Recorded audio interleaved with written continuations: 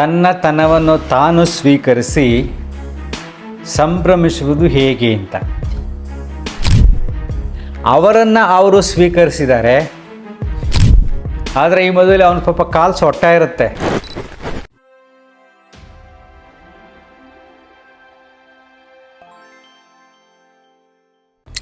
ನಮಸ್ಕಾರ ಸ್ನೇಹಿತರೆ. ಈ ದಿನ ತನ್ನತನವನ್ನು ತಾನು ಸ್ವೀಕರಿಸಿ ಸಂಭ್ರಮಿಸುವುದು ಹೇಗೆ ಅಂತ ಒಂದು ಇನ್ಸ್ಟಾಗ್ರಾಮಲ್ಲಿ ವಿಡಿಯೋ ನೋಡ್ತಾ ಇದ್ದೆ. ಕುಳ್ಳ ಮತ್ತು ಕುಳ್ಳಿ ಮದುವೆ ಆಗಿರೋದು. ಈ ಥರ ಮದುವೆಗಳು ಬೇಕಷ್ಟು ನೋಡಿದ್ದೀರಿ. ಆದರೆ ಈ ಮದುವೆಯಲ್ಲಿ ಅವನ ಪಾಪ ಕಾಲು ಸೊಟ್ಟ ಇರುತ್ತೆ, ಹ್ಯಾಂಡಿಕ್ಯಾಪ್ ಥರ.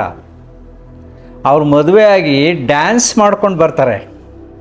ಎಲ್ಲರೂ ಪಾಪ ಹಿಂದೆ ಸುತ್ತಲೂ ವಿಡಿಯೋ ಮಾಡ್ತಾ ಇರ್ತಾರೆ. ಒಂದು ಅದ್ಭುತವಾದ ವಿಡಿಯೋ, ಚಿಕ್ಕ ವಿಡಿಯೋ, ಅದನ್ನು ಹಾಕ್ತೀನಿ ನೋಡಿ.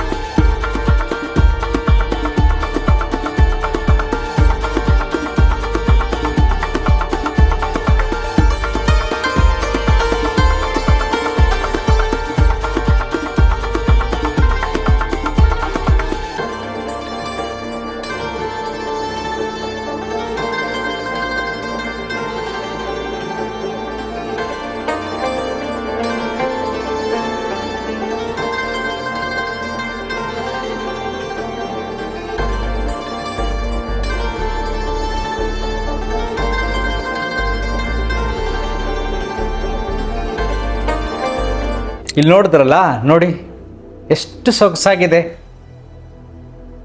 ಅಂದರೆ ಅವರೇನು ಮಾಡಿದ್ದಾರೆ, ಆ ಪರಿಸ್ಥಿತಿಯನ್ನು ಸ್ವೀಕಾರ ಮಾಡಿದ್ದಾರೆ, ಅವರನ್ನು ಅವರು ಸ್ವೀಕರಿಸಿದ್ದಾರೆ, ಇರುವ ಕಾಲದಲ್ಲಿ ಹೇಗೆ ಖುಷಿಯಾಗಿರಬೇಕು ಅಂತ ಕಂಡುಕೊಂಡಿದ್ದಾರೆ.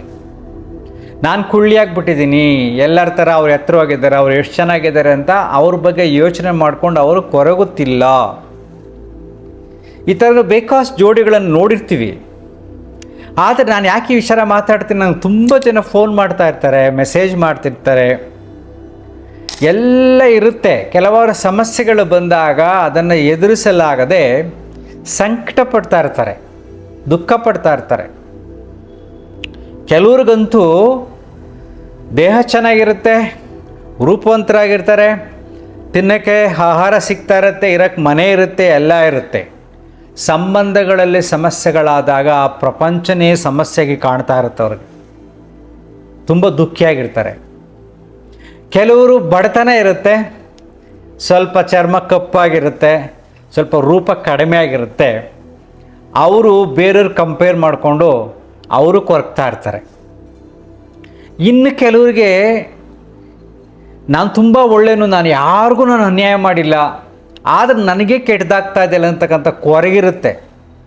ಅವ್ರು ತುಂಬ ಒಳ್ಳೆಯವರು, ಮಾತ್ರ ಚೆನ್ನಾಗೂ ಇರ್ತಾರೆ, ಆದರೆ ಒಂದೊಂದು ಸಮಸ್ಯೆಗಳಿಗೆ ಸಿಗಾಕೋತಾ ಇರ್ತಾರೆ, ಒದ್ದಾಡ್ತಿರ್ತಾರೆ.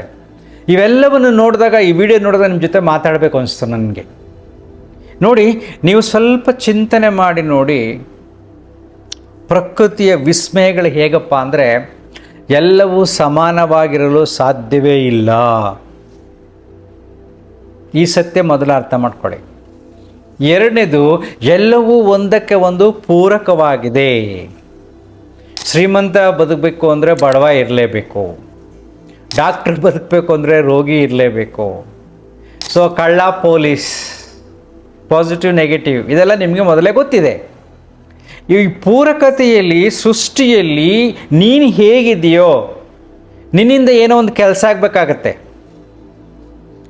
ಅಥವಾ ನಿನ್ನ ಮನಸ್ಥಿತಿಯನ್ನು ನೋಡಿ, ನಿನ್ನ ಆನಂದವನ್ನು ನೋಡಿ ಬೇರೆಯವ್ರು ಕಲಿಬೇಕಾಗಿರುತ್ತೆ. You become a model for someone. ನೀನು ಕುರೂಪಿಯಾಗಿದ್ದರೂ ಕೂಡ ಸಂತೋಷವಾಗಿ ನಗುನಗ್ತಾ ಇದ್ದರೆ ಆಗ ನಿನ್ನ ನಗುವನ್ನು ತುಂಬ ಜನ ಸ್ವಾಗತಿಸ್ತಾರೆ, ನಿನ್ನ ಆತ್ಮಸ್ಥೈರ್ಯವನ್ನು ಮೆಚ್ಕೊತಾರೆ, ನೀನು ಎಷ್ಟೊಂದು ಕಾನ್ಫಿಡೆಂಟ್ ಆಗಿದೆಯಾ ಅಂತ ಖುಷಿಯಾಗುತ್ತೆ.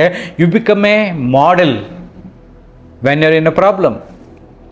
ಆ ಸಮಸ್ಯೆಗಳಲ್ಲಿ ಇದ್ದಾಗ ಆ ಸಮಸ್ಯೆನ ಎದುರಿಸಿ ಕುರೂಪಿಯಾದರೂ ಕೂಡ, ಅಂಗವಿಕಲನಾದರೂ ಕೂಡ, ಹೇಗೆ ಇದ್ದರೂ ಕೂಡ ನೀವು ಮನಸ್ಸಿನಲ್ಲಿ ಆ ಆನಂದವನ್ನು ತುಂಬಿಕೊಂಡು ಎಲ್ಲರಿಗೆ ಕಾಣೋ ರೀತಿ ಬದುಕಿದ್ರೆ ಯು ಬಿಕಮ್ ಎ ಮಾಡೆಲ್.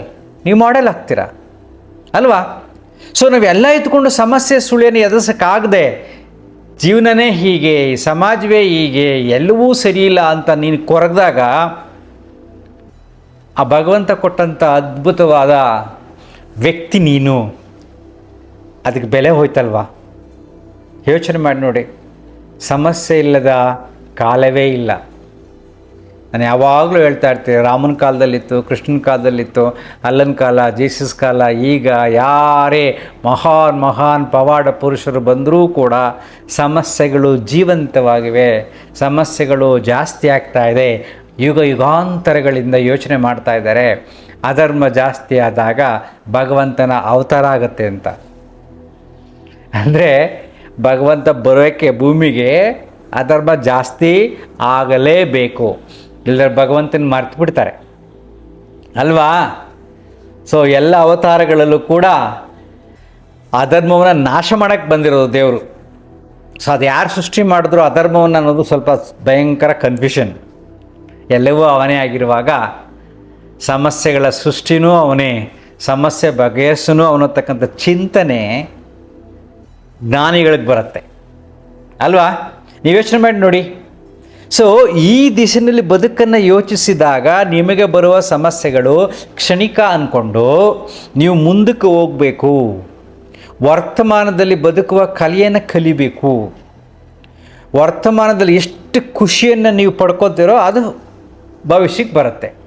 ಇಲ್ಲೇ ದುಃಖ ಪಡ್ತಾ ಇದ್ದರೆ ಭವಿಷ್ಯನೂ ದುಃಖಮಯವಾಗತ್ತೆ. ಈಗ ವಿಡಿಯೋ ಹಾಕೋದ್ನಲ್ಲ, ಆವಾಗ ನೀವು ಯೋಚನೆ ಮಾಡಬೇಕು, ಅವರು ಕಂಪೇರ್ ಮಾಡಿದ್ರೆ ನಾನು ಎಷ್ಟು ಸೂಪರ್ ಅಂತ. ನಾನು ಯಾವಾಗಲೂ ಒತ್ತಿ ಹೇಳ್ತಾ ಇರ್ತೀನಿ, ನೀವು ದಾರಿನಲ್ಲಿ ಹೋಗ್ಬೇಕಾದ್ರೆ ಕುಂಟನ್ನು ನೋಡಿದಾಗ, ತೆವಳ್ಕೊಂಡು ಹೋಗ್ಬೇಕಾದಾಗ, ಒದ್ದಾಡ್ಕೊಂಡು ಹೋಗ್ಬೇಕಾದಾಗ ಆ ದಿನ ಧ್ಯಾನ ಮಾಡಿ, ದೇವ್ರ ಮನೇಲಿ ಕುಳಿತುಕೊಂಡು, ದೇವರೇ ಈ ಕುಂಟನ್ನು ನೋಡಿದೆ, ಎಳವನ್ನು ನೋಡಿದೆ, ತುಂಬ ಕಷ್ಟಪಟ್ಕೊಂಡು ಹೋಗ್ತಾ ಇದ್ದ, ನನ್ನ ಕಾಲುಗಳು ಕೈಗಳು ಚೆನ್ನಾಗಿದೆ ಅಂತ ದೇವರ ಮನೇಲಿ ಪ್ರಾರ್ಥನೆ ಮಾಡಿ ಥ್ಯಾಂಕ್ಸ್ ಹೇಳಿ. ಒಬ್ಬ ಕುರುಡನನ್ನು ನೋಡಿದಾಗ ನೀವು ಮನಸ್ಸಿನಲ್ಲಿ ಅನ್ಕೋಬೇಕು, ಯಪ್ಪ ಈ ಪ್ರಪಂಚ ಎಷ್ಟು ಕಷ್ಟ ನೋಡು, ಕಣ್ಣು ಮುಚ್ಕೊಂಡ್ಬಿಟ್ರೆ ಪ್ರಪಂಚದಲ್ಲಿ ಏನೂ ನೋಡೋಕ್ಕಾಗಲ್ಲ, ಅವನು ಬದುಕು ಸಾಕ್ತಾ ಇದೆ, ಅವನು ಹೋಗ್ತಾ ಇದ್ದ ರೋಡಲ್ಲಿ ಇವತ್ತು ನಾನು ನೋಡಿದೆ ಅಂತ ದೇವ್ರ ಮೇಲೆ ಕುಳಿತುಕೊಂಡು ಅರ್ಚನೆ ಮಾಡಿ, ನೀನು ನನಗೆ ಒಳ್ಳೆ ದೇಹ ಕೊಟ್ಟಿದೆಯಪ್ಪ, ಕಣ್ಣುಗಳು ಕೊಟ್ಟಿದೆಯಪ್ಪ, ಇವತ್ತು ಕುರುಡನ್ನು ನೋಡಿದೆ ನಾನು ಅಂತ ಹೇಳಬೇಕು. ಆ ರೀತಿ ಮನಸ್ಥಿತಿ ಬರಬೇಕು. ಸೊ ಹೊರಗಿನ ದೃಶ್ಯಗಳನ್ನು ನೋಡಿದಾಗ, ಒದ್ದಾಟವನ್ನು ನೋಡಿದಾಗ, ಯುದ್ಧಗಳನ್ನು ನೋಡಿದಾಗ, ಪ್ರವಾಹಗಳನ್ನು ನೋಡಿದಾಗ, ಆ ಜನರು ಸಾಯತಕ್ಕಂಥದ್ದು, ಆ ಸಂಕಟ ಬರತಕ್ಕಂಥ ಪರಿಸ್ಥಿತಿಗಳನ್ನು ನೋಡಿ ಆ ದಿನ ಧ್ಯಾನ ಮಾಡಿ, ಎಂಥ ದೃಶ್ಯ ನೋಡಿದೆ, ಎಷ್ಟೊಂದು ಕಷ್ಟಪಡ್ತಾ ಇದ್ದಾರೆ, ಅವರಿಗೂ ಹೋಲಿಸಿದರೆ ನಾನೆಷ್ಟು ಸುಖವಾಗಿದ್ದೀನಿ. ಯಾವುದೋ ಸಮಸ್ಯೆ ಒಂದು ಸಂಬಂಧಗಳಿಂದ ಇನ್ನೊಂದು ಸಂಬಂಧಗಳಿಂದ ಬರುತ್ತೆ. ಯಾಕೆಂದರೆ ಎಲ್ಲ ಮನಸ್ಸುಗಳು ಬೇರೆ ಬೇರೆ, ಎಲ್ಲರ ಮನಸ್ಸುಗಳು ಒಂದಾಗಕ್ಕೆ ಸಾಧ್ಯವೇ ಇಲ್ಲ. ಇದು ಸೃಷ್ಟಿಯ ನಿಯಮ. ಮನಸ್ಸುಗಳು ಹುಟ್ಕೊಂಡು ಒಂದು ಎಳೆ ಮಗುವಾಗಿದ್ದಾಗ ಮನಸ್ಸು ಹುಟ್ಟುತ್ತೆ, ಆ ಮನಸ್ಸು ಕಲಿತಾ ಹೋಗುತ್ತೆ. ತಾನಿರೋ ಪರಿಸರದಿಂದ, ಹೆರಿಡಿಟಿಯಿಂದ ಎಲ್ಲವನ್ನು ಕಲಿತಾ ಹೋಗುತ್ತೆ. ಅದೇ ರೀತಿ ಇನ್ನೊಂದು ಕಲಿತಾ ಹೋಗ್ತಾ ಇರುತ್ತೆ, ಇನ್ನೊಂದು ಮನಸ್ಸು ಹುಟ್ಟುತ್ತೆ, ಕಲಿತಾ ಹೋಗುತ್ತೆ. ಕಲಿವಿಕೆಯಲ್ಲಿ ವ್ಯತ್ಯಾಸವಾದಾಗ ಸಮಸ್ಯೆಗಳು ಸಹಜ ಬುದ್ಧಿಯ ಮಟ್ಟದಲ್ಲಿ ಅಲ್ವಾ? ಹಾಗೆ ಎಲ್ಲರ ಮನಸ್ಸುಗಳನ್ನು ಎಲ್ಲರ ನಂತರನೇ ಅಲ್ಲ, ಅವ್ರು ಬೇರೆ ಬೇರೆ ಅಂತ ಯೋಚನೆ ಮಾಡಿಕೊಂಡು ಸಮಾಧಾನವಾಗಿ ಸ್ವೀಕರಿಸಿ ಸಮಸ್ಯೆಗಳಲ್ಲಿ ಮನಸ್ಸನ್ನು ಸಮಾಧಾನವಾಗಿ ಇಟ್ಕೊಳ್ತಕ್ಕಂಥ ಕಲೆಯನ್ನು ಕಲಿತರೆ ಅದೇ ಸಾಧನೆ, ಅದೇ ಜ್ಞಾನ ಅಲ್ವೇನ್ರಿ? ನೋಡ್ರಿ, ಪಾಕಿಸ್ತಾನ ಈಗ ಅಟ್ ಪ್ರೆಸೆಂಟು ಪಾಕಿಸ್ತಾನ ಬಾರ್ಡ್ರಲ್ಲಿ ನಮ್ಮ ಸೈನಿಕರು ಜಮಾಯಿಸಿದ್ದಾರೆ ಅಂದ್ಬಿಡ್ತೀವಿ ನಾವು. ಆರಾಮಾಗೆ ಸೈನಿಕರು ನಿಂತಿದ್ದಾರೆ, ಟ್ಯಾಂಕರ್ಗಳು ಹೋಗಿದ್ದೆ, ಯುದ್ಧಕ್ಕೆ ರೆಡಿ ಆಗ್ತಾ ಇದ್ದಾರೆ ಅಂತ ಹೇಳ್ತೀವಿ ನಾವು. ಆದರೆ ಸೈನಿಕರು ಎಷ್ಟು ಕಷ್ಟಪಡ್ತಾ ಇರ್ತಾರೆ ಗೊತ್ತಾ? ರಾತ್ರಿ ನಿದ್ರೆ ಮಾಡೋಕ್ಕೆ ಟೆಂಟಲ್ಲಿ ಮಲ್ಕೋಬೇಕು, ಆ ಟೆಂಟಿಗೆ ಯಾವಾಗ ಬಂದು ಬಾಂಬ್ ಬೀಳುತ್ತೋ ಗೊತ್ತಿಲ್ಲ, ಬೆಳಿಗ್ಗೆ ಸರಿಯಾಗಿ ಸ್ನಾನ ಮಾಡೋಕ್ಕೂ ಟೈಮ್ ಇರಲ್ಲ ಅಲ್ವಾ? ಯೋಚನೆ ಮಾಡಿ, ಕಲ್ಪನೆ ಮಾಡ್ಕೊಳ್ಳಿ ನೀವು, ಊಟಕ್ಕೆ ಎಷ್ಟು ಕಷ್ಟ, ಹೇಗೆಲ್ಲ ಇರುತ್ತೆ. ಜೊತೆಗೆ ಯುದ್ಧಕ್ಕೆ ಮುಂದೆ ಹೋದಾಗ ಗುಂಡೆಲ್ಲಿ ಬೀಳುತ್ತೆ ನಮಗೆ ಗೊತ್ತಿಲ್ಲ. ಇದೆಲ್ಲ ಆಗ್ತಾ ಇರೋದು ಯಾವುದರಿಂದ? ಅಜ್ಞಾನದಿಂದ. ಪಾಕಿಸ್ತಾನದವ್ರು ಯಾಕೆ ಬೇಕು?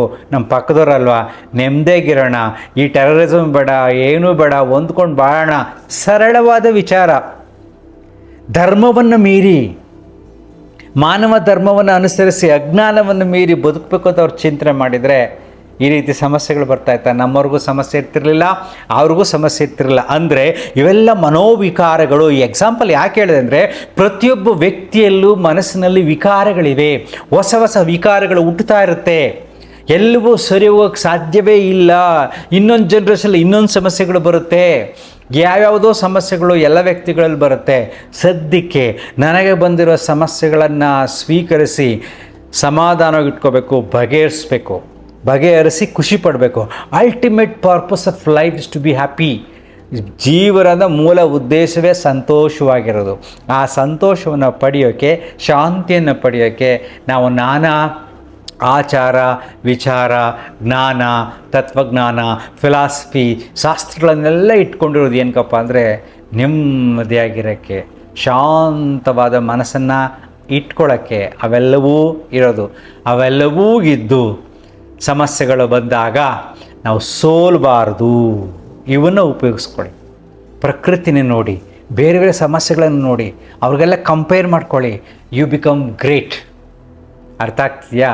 ಅದಕ್ಕೆ ನಿನ್ನನ್ನು ನೀನು ಸ್ವೀಕರಿಸು. ಯಾರು ಏನಾದರೂ ಮಾಡ್ಕೊಳ್ಳಿ, ನಿನ್ನತನ ಮುಖ್ಯ. ನೀನು ಹೇಗಿದೆಯೋ ಹಾಗೆ ಬದಲಾಯಿಸೋಕ್ಕಾಗಲ್ಲ. ನಾನು 7 ಅಡಿ ಬೆಳೆಯೋಕ್ಕಾಗಲ್ಲ. ನಾನು ಯಾವಾಗಲೂ ಯಂಗಾಗಿ ಇರೋಕ್ಕೆ ಸಾಧ್ಯ ಇಲ್ಲ. ದೇಹ ಬದಲಾಗ್ತಾ ಇರುತ್ತೆ ಕಾಲದ ಜೊತೆಯಲ್ಲಿ. ಹಾಗೆ ಎಲ್ಲವೂ ಬದಲಾಗ್ತಾ ಇರುತ್ತೆ, ಸಮಸ್ಯೆಗಳೂ ಬದಲಾಗುತ್ತೆ. ಈ ತತ್ವದ ಚಿಂತನೆಯಲ್ಲಿ ಮನಸ್ಸನ್ನು ಚೆನ್ನಾಗಿಟ್ಕೊಳ್ಳಿ. ಅಂತರ್ಮುಖಿ ಸದಾ ಸುಖಿ. Thank you.